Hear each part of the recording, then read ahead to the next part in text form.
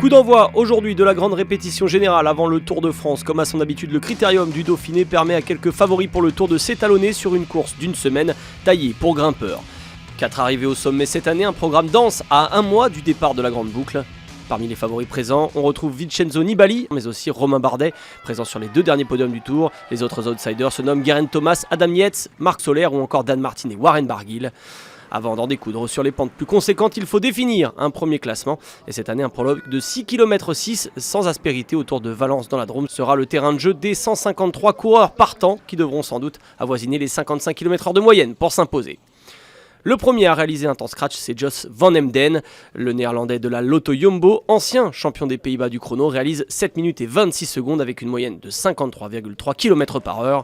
Nombre de favoris pour la victoire finale se cassent les dents sur ce chrono à l'image de Nibali ou encore de Romain Bardet qui terminent, eux, à plus de 20 secondes du néerlandais. Le premier coureur à faire tomber le chrono de Van Emden, c'est le Polonais de la Sky Michał Kwiatkowski.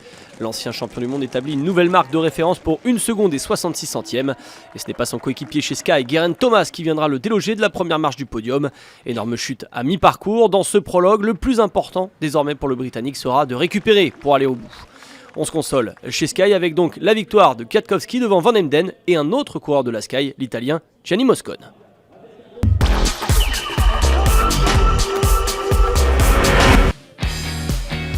Les Sky ont donc plusieurs leaders sur ce Dauphiné 2018. On attendait Geraint Thomas, mais le Polonais Michał Kwiatkowski, spécialiste de l'effort en solitaire, prend les commandes dès le premier jour. Vainqueur déjà cette année d'une course d'une semaine, Tirreno Adriatico, Kwiatkowski a tout d'un lauréat en puissance. Quelle va donc être la stratégie des Sky ? La question est posée.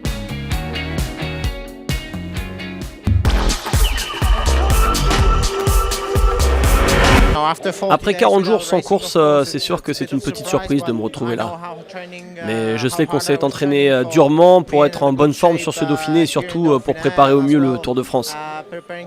L'essentiel, c'est toujours d'être prêt au départ à jouer la gagne, même si parfois vous avez du mal à performer comme vous le souhaiteriez.